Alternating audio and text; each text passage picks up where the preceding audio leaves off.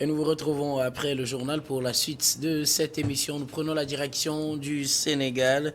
Inquiétude sur l'état de santé d'Ousmane Sonko, le leader du PASTEF dissous il y a de cela quelques jours, hospitalisé. Son état de santé se détériore selon un communiqué du parti d'Ousmane Sonko qui alerte sur l'état de santé d'Ousmane Sonko qui observait depuis son arrestation une grève de la faim en réclamant sa libération et puis la libération d'autres prisonniers politiques. Le PASTEF prend pour responsable le pouvoir en place, le pouvoir de Macky Sall pour la situation ou l'état de santé d'Ousmane Sonko. On sait qu'Ousmane Sonko a été arrêté au Sénégal. L'homme, pour protester contre cette arrestation, observe une grève de la faim. Il aurait refusé ces 5 derniers jours de suivre des soins et donc son état de santé se détériore, ce qui pourrait être imputable, selon le PASTEF, à Macky Sall et à son gouvernement, au pouvoir sénégalais. Sylvestre. Oui, c'est une situation que nous déplorons tous. Sonko, c'est un jeune homme de notre génération et donc qui a le verbe, qui s'est lancé à la politique. Et en politique, on sait que tous les coups sont permis. La preuve, la manière dont il a été arrêté et les chefs d'inculpation qui lui sont collés, c'est à voir et à revoir. C'est à voir et à revoir. Et donc, en se fondant sur ces éléments, le pouvoir a rapidement aussi dissous son parti. Vous voyez, il y a trop donc de légèreté, de facilité dans ce qui est fait aujourd'hui. Du côté donc du Sénégal, tout le monde sait que Sonko est donc un adversaire politique gênant pour le pouvoir donc de Macky Sall. Et donc, tout ce qui est fait aujourd'hui ne surprend personne. Maintenant, pour Ousmane Sonko, est-ce que le pouvoir donc, de Macky Sall mérite véritablement sa grève de la faim? C'est une question que je me pose. Est-ce que Macky mérite que Sonko observe cette grève de la faim? Je ne crois pas. Vous savez, c'est vrai que ça fait partie donc des manières donc de dénoncer les régimes peut-être liberticides ou de dénoncer la violation ou les violences donc, que subissent donc les populations. Donc il a pris cette forme-là. Mais pour un opposant togolais que j'ai connu, qu'il a fait ici au Togo aujourd'hui, je crois que après au sorti donc il a de fait quoi? Il a fait la grève de la faim. Grève de la faim où? Donc, devant l'ambassade du Ghana. Donc, lorsque vous voyez... Merci pour les précisions. On suit Sylvestre. Le soir. Au sorti donc, de cette grève de la faim, vous verrez qu'il n'a plus aujourd'hui toute la capacité physique avant donc, cette grève. Donc, ce que nous pouvons souhaiter aujourd'hui, c'est que Sonko donc, arrête véritablement sa grève de la faim et que son parti, bon, voilà que le parti aussi est dissous. En sortant ce communiqué, on peut dire qu'ils sont donc dans l'illégalité. On peut également les cueillir et tout. Mais c'est au-delà de tout ce que nous voulons donc de dépeindre, c'est le pouvoir donc au Sénégal, le pouvoir donc de Macky Sall qui montre aujourd'hui ce côté négatif là, qui ne montre pas un pouvoir qui protège donc les libertés des citoyens, parce que vous ne pouvez pas aller cueillir un opposant, lui coller donc un vol de portable, lui coller donc une insurrection, encore que les faits ne sont pas tellement établis, tout de suite vous l'embassez, vous le déposez. Vous voyez, c'est trop... dans le sport, on dit, lorsque vous voulez faire une passe et que l'adversaire connaît que ce serait donc la passe, on dit c'est trop téléphoné. Vous voyez, donc tout ce que Macky fait aujourd'hui, c'est tellement téléphoné, quoi. On sait qu'il va arriver là, voilà. Mais il a fait. Donc, ça ne montre plus de génie. Je crois qu'en politique, il faut montrer du génie pour épater. Mais vous lui... aimez qu'il fasse pire? Non, c'est-à-dire qu'il peut user quand même de ses superfluges, mais de manière beaucoup plus réfléchie, de manière beaucoup plus polie. Vous savez, il y a dans un pays que je connais très bien, le Togo, quand on veut coller un opposant, on sait la manière dont on va l'avoir, quoi. Et c'est beaucoup plus réfléchi que d'aller le prendre dans son lit et dire qu'il a volé un portable et le déposer. Vous voyez, c'est puéril en fait, quoi. C'est trop enfantin. Quand on dit, c'est-à-dire que vous prenez peut-être des journaux des Occidentaux, par exemple, des journaux étrangers qui disent non, un opposant embasillé en Afrique parce qu'il a volé un portable. Vous voyez, c'est la manière dont on nous présente, quoi. C'est ridicule. Le chef d'accusation, c'est le vol de portable. Non, ça que c'est commencé par là. Après, on parle d'insurrection et tout. Mais on veut habiller cela. Mais on ne trouve pas généralement des formules. Je crois que cette affaire même de viol suffit ici. Il avait véritablement emmailloté. Ne serait-ce que pour peut-être, on ne va pas le prendre, mais on va le sortir de la liste. Encore que la finalité, on l'a exclu de la liste. Celle-là, on voulait en venir. Mais après, donc, ils ne se retrouvent plus, quoi. C'est-à-dire qu'ils se cafouillent, ils sont dans un cafouillage monstre, ils ne se retrouvent plus. Et quand c'est comme ça, un jour, ils seront obligés donc de marquer dans leur propre cas, ce sera autogol.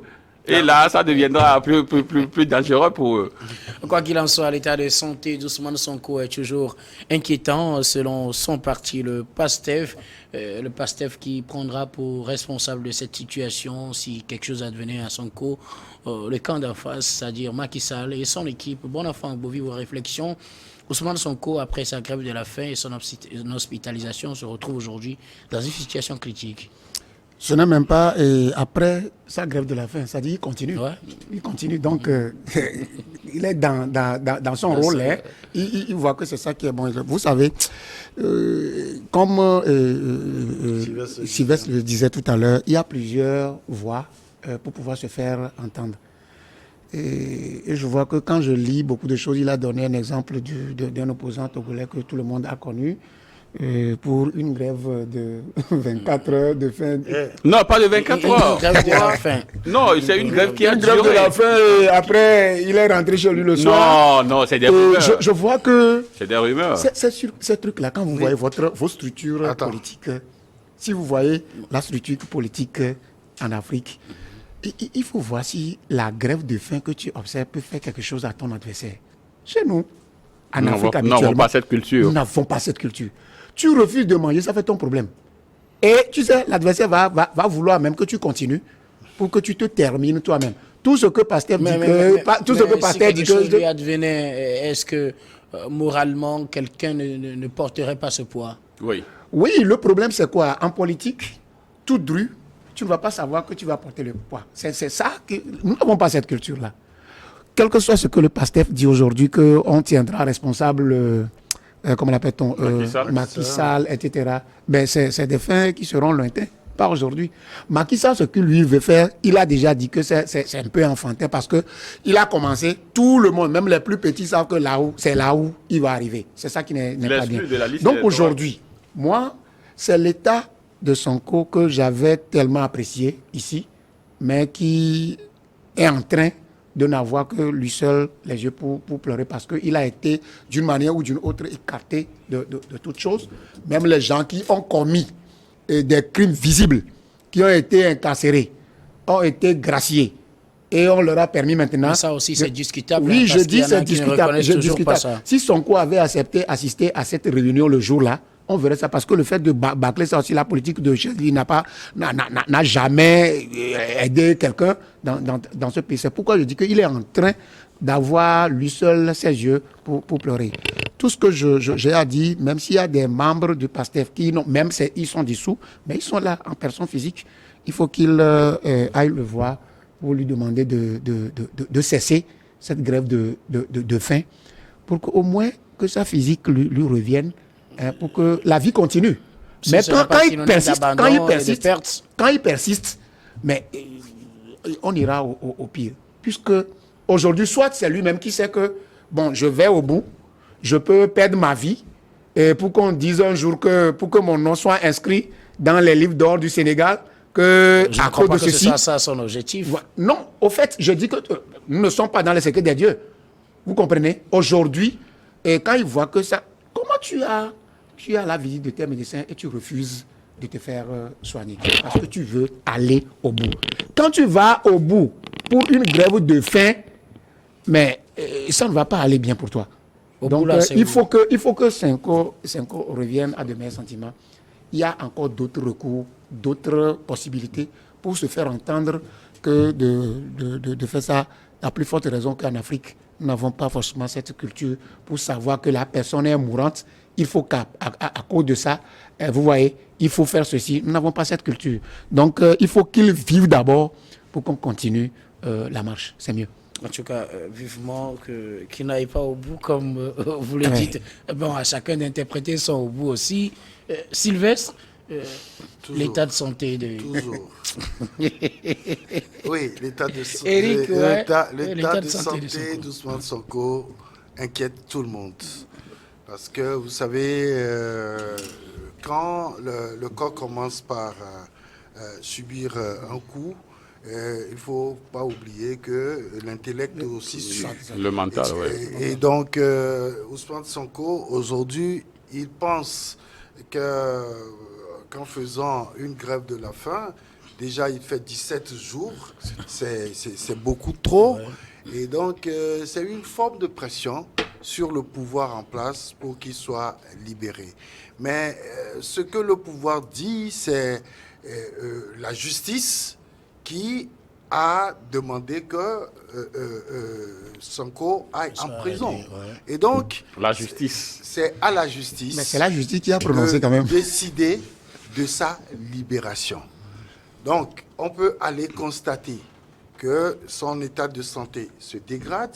Et là, le juge peut ordonner quand même... sa libération provisoire. Non. Une évacuation sanitaire. Une évacuation sanitaire pour qu'il puisse sortir de la prison ou même du pays pour aller se faire soigner. Avec un brassard. Toujours est-il qu'à la fin, il doit revenir et subir quand même sa peine. Maintenant, si jamais le pire arrivait, aujourd'hui, Sonko, tout son combat sera terminé. C'est fini. Il est en train de mener un combat et comme il a toujours dit, c'est pour diriger un pays. On ne dirige pas un pays en étant dans l'au-delà. Enfin, ça ne s'est jamais passé à notre siècle. Peut-être au siècle de Sylvestre, on peut encore en parler. Sinon, aujourd'hui, on n'a jamais vu ça. Maintenant, Sonko doit être conscient de quelque chose. Il a du soutien dans son pays. Il est l'espoir d'une frange de... Il a du soutien du pays, en fait. Pas dans son pays, non. Si, dans son pays. C'est pas, si c'est tout le monde qui le soutenait, on n'allait jamais le mettre en prison. Et donc... Non, ce n'est pas que quand tout le monde te soutient que tu peux être hors jeu de la loi. Hein. Ça aussi. Non, tout le monde peut te soutenir, mais on dit la loi, on dit la loi.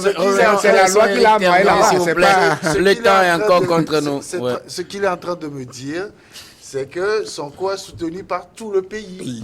Et c'est ce que je refuse. Parce que ça ne peut jamais arriver dans un pays. Maintenant, il est l'espoir de la jeunesse surtout. Les jeunes qui n'ont pas d'emploi, les jeunes qui pensent que lorsque Sonko sera au pouvoir, eux aussi, ils pourront trouver quelque chose à faire. Les populations qui pensent que la distribution de la richesse nationale sera bien effectuée si Sonko arrivait au pouvoir. Mais est-ce qu'ils pensent à tous ces gens-là en se mettant dans cette situation vraiment critique? Donc, je crois que aujourd'hui, son parti n'existe plus légalement au Sénégal parce que le parti a été dissous. Et donc, Sonko doit comprendre que tout son soutien, même au niveau politique, est en train de souffrir. Et donc, est-ce que les gens vont se regrouper pour créer un autre parti sans lui? Mais il faut qu'il soit là pour continuer son combat qu'il est en train de mener depuis des années. Alors, pour qu'il soit là, pour continuer ce combat, il devrait donc arrêter cette grève de la faim, mais rebourser chemin, n'est-ce pas, faire signe d'échec ou de faiblesse, peut-être? Non, non, aucunement, aucunement. Tout à l'heure, moi, je parlais donc de cet opposant togolais qu'il a fait. Et contrairement donc aux supputations, aux rumeurs qui font croire que il grève donc le matin et que le soir, il rentre au niveau donc de l'ambassade du Ghana pour se ressourcer, le lendemain il revient faire le stage. C'est des rumeurs, puisque moi je connais l'homme. Je connais l'homme. Vous croyez qu'un État comme le Ghana peut envoyer son avion pour venir donc le chercher? Parce que cet opposant aussi a des ramifications de l'autre côté. Il a quelques fibres qui sont donc de l'autre côté. Alors, revenons donc au cas Sonko. Aujourd'hui, moi, je crois que le cas Sonko qui nous préoccupe et qui préoccupe Eric parce qu'il a envie donc de m'écouter. Donc, Eric, il faudrait que Eric soit un peu sérieux. Donc, je dis que en fait, Sonko, il est en fait la vitrine d'une jeunesse sénégalaise qui veut en fait le voir un jour au pouvoir, qui croit en lui, des jeunes qui savent que avec un jeune de leur génération et qui dit les choses telles quelles, avec ce monsieur, on peut véritablement faire quelque chose de grand. C'est pourquoi je disais tout à l'heure donc que Macky Sall ne mérite pas que Sonko arrive au pire. C'est-à-dire que Sonko perde, qu'aujourd'hui on nous dit, c'est vrai, je touche du bois, qu'on nous dit que Sonko décède aujourd'hui parce qu'il a observé une grève de la faim devant donc les frasques de Macky Sall. Je me dis que ce serait dommageable pour lui, d'abord pour lui, et pour ce peuple-là, cette jeunesse qui croit en lui. Donc il faudrait quand même qu'il puisse arrêter. La vie, c'est en fait un perpétuel combat. Il peut répondre. Les gens quittaient donc la prison pour devenir président. Et également, et de même, les gens quittaient donc la présidence. Un perpétuel recommencement. C'est-à-dire que s'il arrête la grève, il peut toujours recommencer. Bon, écoutez, parce que je ici, je dis que la vie, c'est un perpétuel combat. Ça veut dire que c'est également un perpétuel recommencement. Il peut recommencer. Et demain, vous savez, la politique, ça va vite.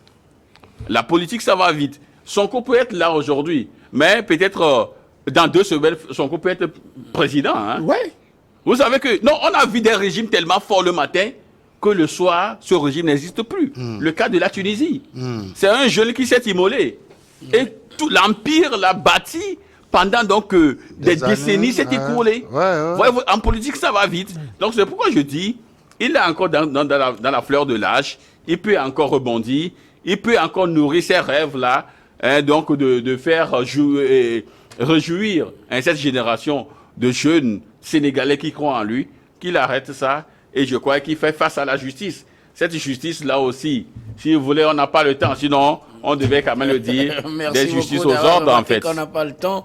Merci à vous. Nous allons marquer la pause pour la dernière partie de cette émission.